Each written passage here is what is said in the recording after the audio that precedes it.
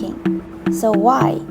This is because the concentration of the solution is too high. Excessive soapy water has weakened the adhesiveness of the PPF. At this point, it is not advisable to spray diluted IPA directly to enhance the film's adhesiveness. The correct procedure should be: first, rinse off the excessive solution with clean water. Then, spray an appropriate amount of diluted IPA. The PPF will restore its normal adhesiveness, allowing the installation to be completed.